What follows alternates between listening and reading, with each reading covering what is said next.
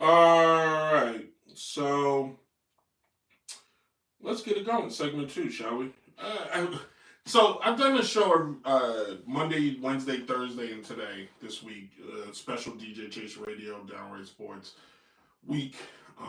And I didn't think about it until right now. I didn't think about it. I think every second segment I've done has been on baseball. I'm not mad about it. I love the game.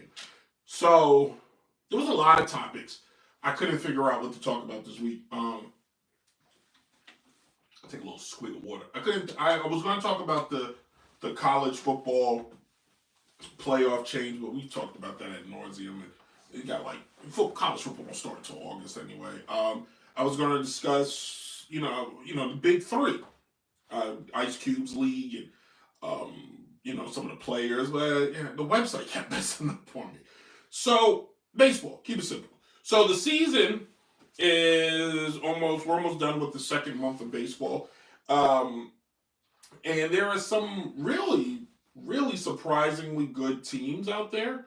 If I give you the standings right now, as of today in the American League East, um, the Yankees are in first place. Yankees got their 30th win yesterday. They're 5 games over Toronto, six over the Red Sox.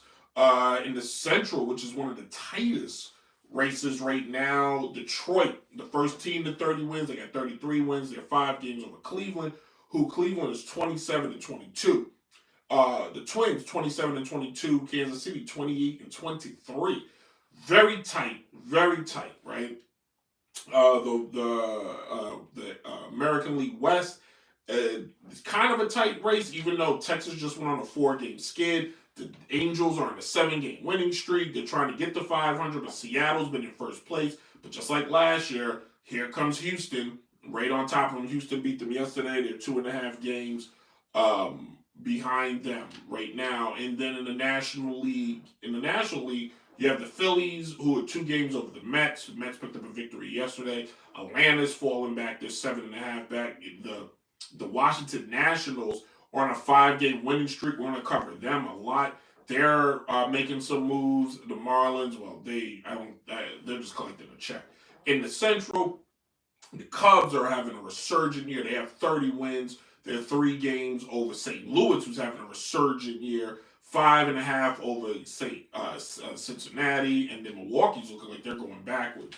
And then in the West, the Dodgers 2 games over the Giants, 3 games over the Padres. The Padres are 6 game losing streak. Arizona 2 game losing streak, and then Colorado is on track to have one of the worst seasons since I wrote it down. 18 something. So hold on a second.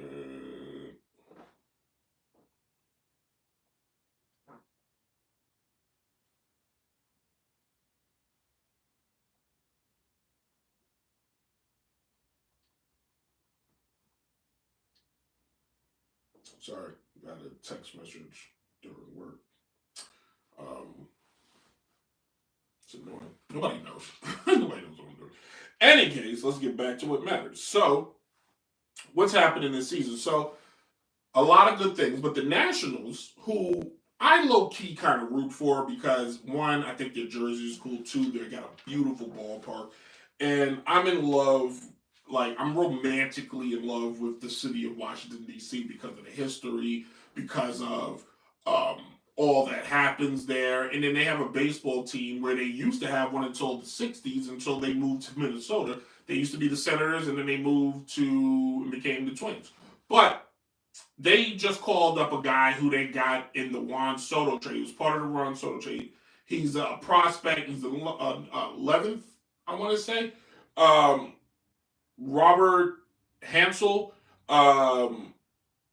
23 years old. The kid last night made his MLB debut with 2 hits, a stolen base, and got the go ahead. Got the hit got the go ahead hit that led to the winning run in extra innings for them. Washington has had a string. If you look at the who's who that have been on the Nationals, you would say to yourself, "What in the heck?" So they won a World Series in 2019. Yeah, I want to say it's 20, 2019? Did they win that World Series? It's so crazy. I know the pandemic messed me up. But they got a World Series in recent years. The players they had, they draft Steven Strasburg. I remember when he got drafted, he was must watch. Injuries got him, or he basically had to retire. Bryce Harper, instant star for the moment he was drafted. He leaves.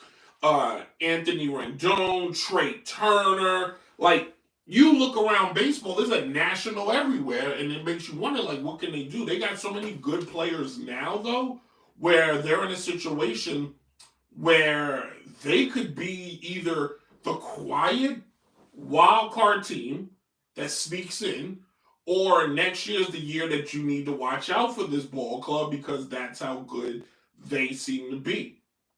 They have CJ Abrams hitting 211, 8 home runs, 9 stolen bases.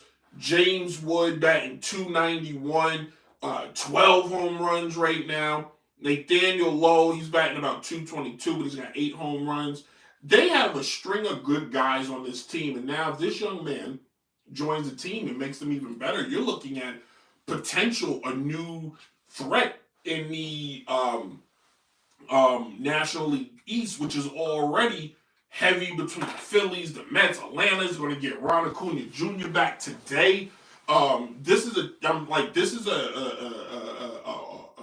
division that is has never really been easy. The Phillies have been in control of it. Out Phillies in Atlanta. The Mets always sneak up and fall out. So we're going to find out this year. We really will, if the Nationals are for real or for fake. Which brings me to what teams you should watch. Okay?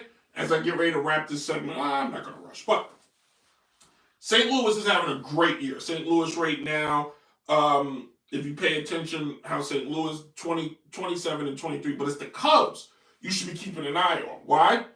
3rd in the league in stolen bases, 12th in the league in ERA. I would like to see that a little bit better. Teams only hitting 236 against them, which is amazing. They're 4th in batting average, 5th in home runs, 1st in RBIs. Why does that matter? Because you need to score runs to beat your team. They're being led, but they got 2 guys killing it in home runs, in Pete Crow Armstrong, which sounds like Pete Crow Pete Crow Armstrong, 12 home runs, 279 batting average, 14 stolen bases. Kyle Tucker, 12 home runs, 278, 14 stolen bases. And Nico Holzer batting 287 with 10 stolen bases. They're getting it done in a way that's very old school, but they too have a crop of young talent with a good coach and Craig Counsell. Next is Seattle. Seattle, I don't like what I'm seeing. They're a first place team. They're 6th in home runs, 9th in RBIs, 21st in batting average, which means they're all or nothing at the plate. 9th in OBS, which is not, they get on base, so they probably get a lot of walks. 13th in ERA. Teams are hitting 250 off of them. So they're okay. They're in the middle of the pack. But here's the thing. They're not getting any production out of Julio Rodriguez, who's their star, who's their centerpiece. J.P. Crawford is carrying them in batting, and then Carl Riley is carrying them in home runs, 16 home runs. He's right there with Judge. He's right there with Shohei Ohtani, batting 253. They really have to put it together because Houston knows how to win.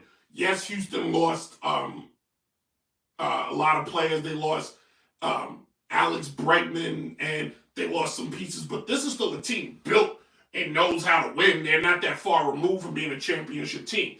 A team that I thought was going to be a lot better, the Kansas City Royals. Royals are 16th in batting average, last in home runs, 26th in RBIs, 25th in on-base percentage. They do have very good pitching as they're 2nd in ERA, 8th in batting average against their pitchers. Bobby Witt Jr. is one of the better players in the game, has not got it going yet, maybe because it's been a cold spring. I'd like to think when it starts getting heat, when the weather starts heating up and batters start heating up, we're going to start seeing more and more and more out of this. I like to think St. Louis and the Cubs will stay afloat. Seattle, they're going to stay about neutral. Seattle needs to make a move. That's what they need to do. Detroit, this is their season. They're going to run away with it. The Cleveland Guardians will stay in the mix. They will stay in the conversation. The Twins could go either way. Kansas City, I think if they don't make a move, if their batting and hitting doesn't pick up, you're going to see Kansas City as sellers come the trade deadline. Teams that are going the wrong way, the Reds, the Texas Rangers, the Mets, the Atlanta Braves, the San Francisco Giants, and the San Diego Padres. These are teams that really need to look at themselves in the mirror and make some adjustments. Baseball's a long season. But if you're the Mets, you cannot afford to let the Phillies run away with it. If you're the Reds, you do not want to find yourself falling back. You're in the middle of the pack. You got a very young group of guys. One thing, Terry Francona is a great manager. He's going to figure this out. Texas, I don't really see it. They got Jacob deGrom is having a fantastic year. But I'm here to tell you, if the Texas Rangers are not in the thick of things come the All-Star break, teams need to start looking to trade for deGrom, because deGrom could be your missing piece to getting you from wild card to true playoff. San Francisco and the Padres, you're wasting your time. It's the Dodgers year. Okay. All right, I gave myself like a little bit of minutes, but we're going to take a small break podcast. We're just going to go to the next segment. Everybody else, we're going to do the best news in 4 minutes. This is Downright Sports, everybody.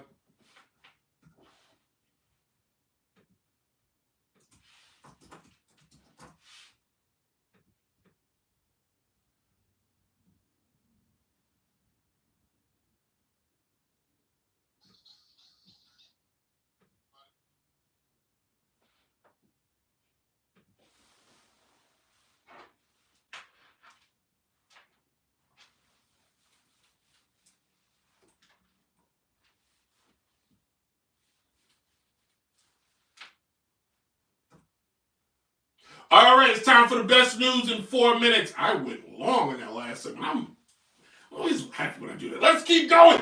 Let's talk news. College, shall we? College football is changing their seeding. They're going to a straight seeding system. I still don't understand it. I'll figure it out in time. But basically, the way teams that got buys this year would not have gotten buys in a new one. Basically, what happened is Boise State, Indiana made it, and it was a waste of time. Moving on, baseball, the Colorado Rockies are on a record worst 50-game start. They're off to the worst 50-game start since 1895. Let me try this again. 1895. Some parts of the country didn't have running water. Telephones were not anywhere. TV was just, I think TV was about 55 years from being created, and people didn't even have cars yet. You do that. David Adelman will be the new head coach of the Denver Nuggets. He went from interim to head coach. He lost Game 7 to Oklahoma City Thunder, and the way you reward him, you should give him a job. I don't understand it. Last night's games you should have seen. The WNBA, the Fever, picked up a victory over the Atlanta Dream, 81-76. Caitlin Clark's 20-game streak has come to an end. Go get her, guys. The Liberty keep rolling as they blow past in the Windy City. They beat the Sky 99-74. Angel Reese, 12 rebounds but only 2 points. It's another conversation. In the NHL, the Eastern Conference Finals, the Panthers said, when will Carolina show up? As the Panthers win 5-0, they take a 2-0 lead in that series. Baseball, the Yankees zap and shut out the Texas Rangers 1-0 as they sweep Texas. The Nats with a walk-off victory. We just talked about it. Their newest call-up to that roster helped with that victory. Robert Hassel III helped get that victory with 2 hits in his debut in a stolen base. The Houston Astros blew out the Seattle Mariners 9-2. They are moved closer to first place. Games you should drink to today. It is Friday and it's Memorial Day weekend. Even though it's raining, fire up the grill, shall we? Game 2 of the Eastern Conference Finals, Pacers and the Knicks tonight. Game 2 of the Western Conference Finals in the NHL, the Oilers and the Dallas Stars. Dallas leads 1-0. The Pacers lead 1-0. In the WNBA, take a look at this. The 2-1 Washington Mystics are going to take on the 1-1 Las Vegas Aces in Las Vegas. That should be a good one. Baseball games you should keep an eye on. Cubs are taking on the Reds. Washington on a streak, 5-game winning streak, takes on the San Francisco Giants. And the Dodgers are, and Shohei Ohtani is visiting Juan Soto in the Mets in Queens this weekend. That is the news. We'll be back with more Downright Sports, everybody.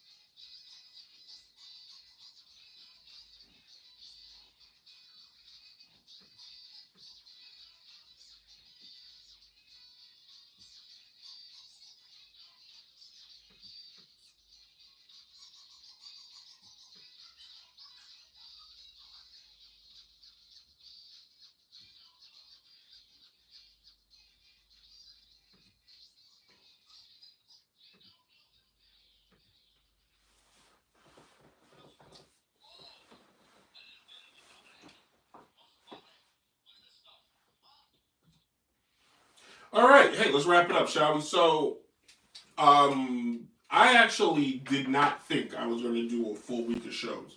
I haven't been able to do a show consistently for a while now due to other personal and work related reasons.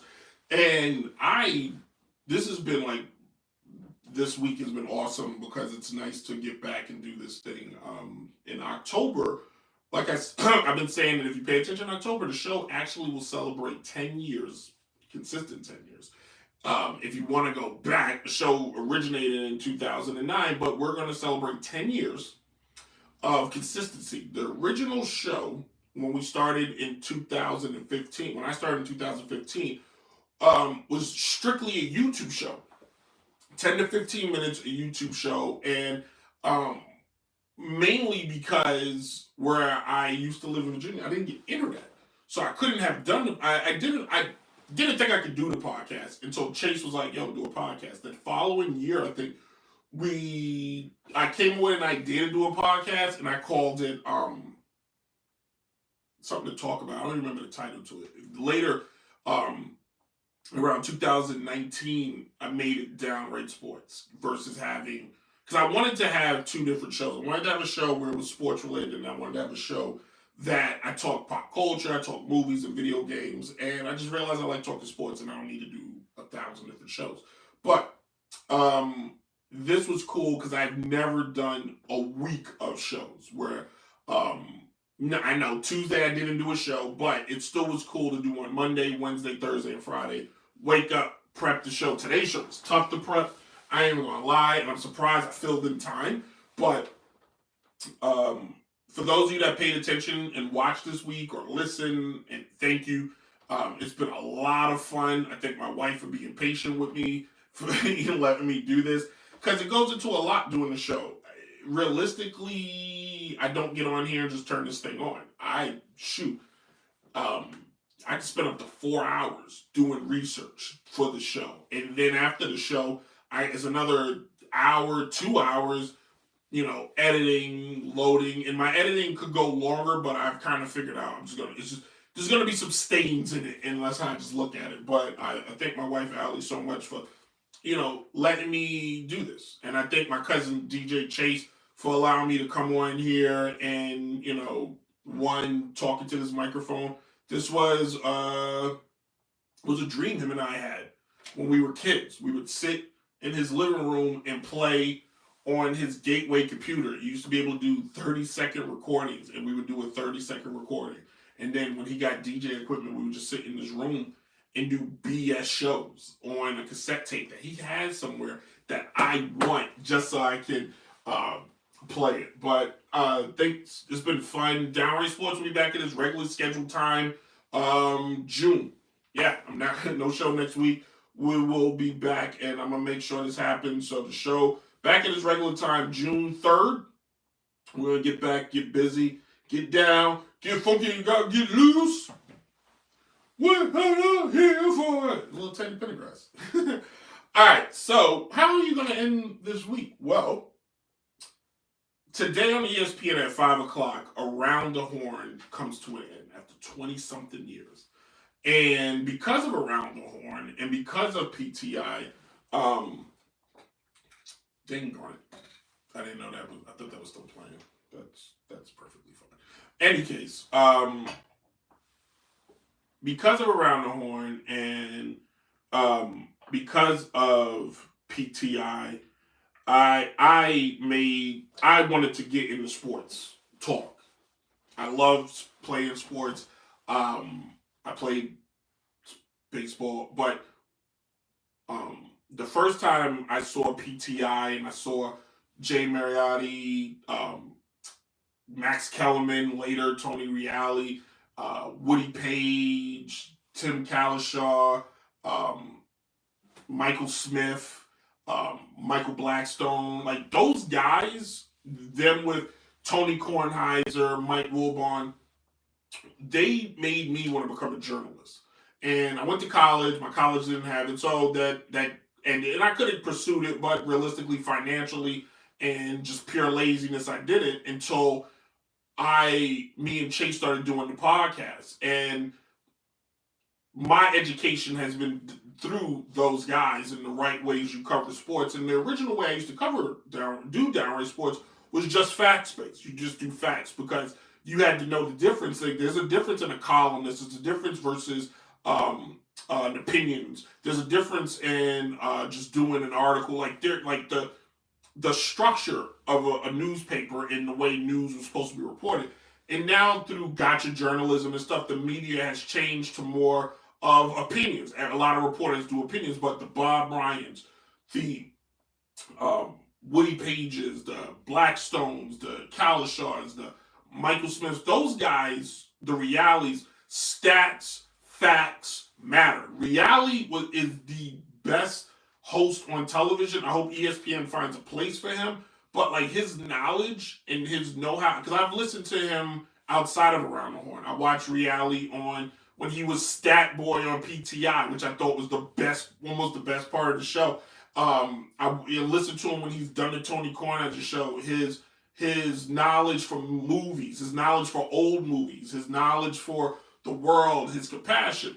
It's really made it cool. I haven't hardcore watched PTI for probably the last 6 years, mainly because of like my work schedule, and I could watch it on replay, but I've listened to the pod and stuff like that. And like some of the people I liked have left, and the new people have been good. I've seen the criticism that the show went away from what it was and it became something more, but that's kind of the point of news, and that's what the world has missed. The world has missed that something else, compassion, the ability to look beyond oneself, the ability to think about others. Tony Reale, you've heard the stories. People have gotten on when they get their I forgot what it's called at the end. When they get their 10 seconds, you hear how what the show has done for them and what it's done for others. And it's a silly show. There's a point system. And I'll be lying to say I didn't have a dream. I wanted to be on Around the Horn. I hope that Downright Sports years ago got very popular and I could be on Around the Horn. That's all I ever wanted to do was be on Around the Horn and Tony Reale to hit me with the buzzer. And like that's what if you love sports journalism. And I actually had a segment prepared this week to discuss what has happened. And nothing's happened. TV and the internet have just mushroomed things that have always been around. Cynical journalism has always been around. Opinionated journalism has always been around. Journalists telling you why you shouldn't that's what's always been around. But the original newspaper journalist is what used to make sports sing.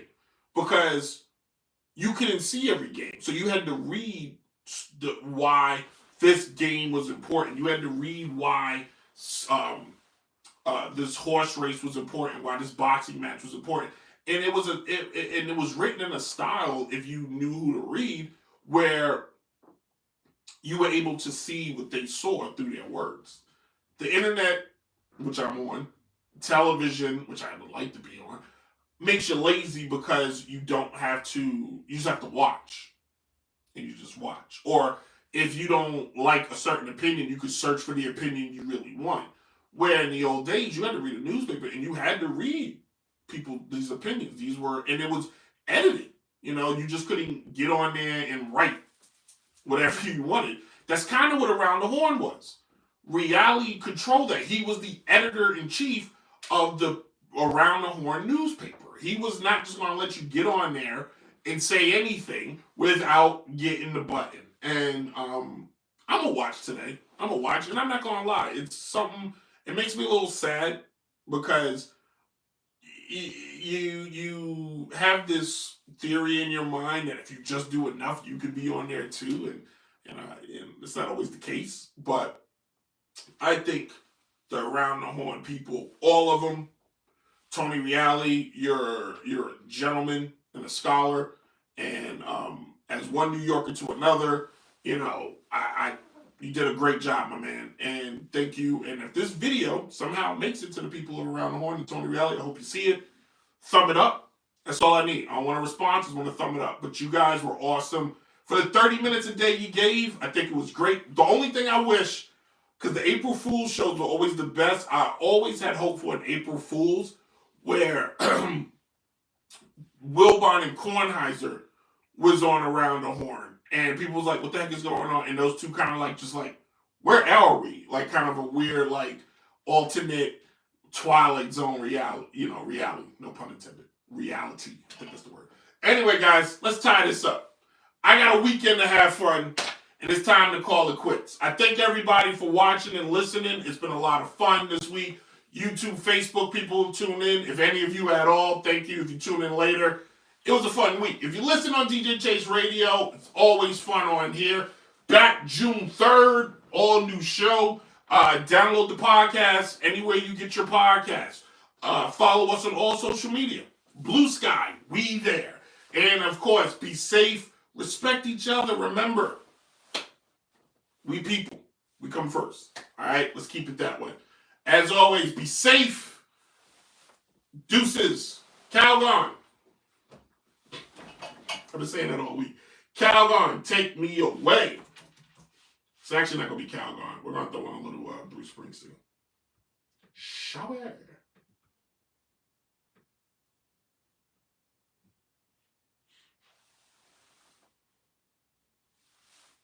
Play it.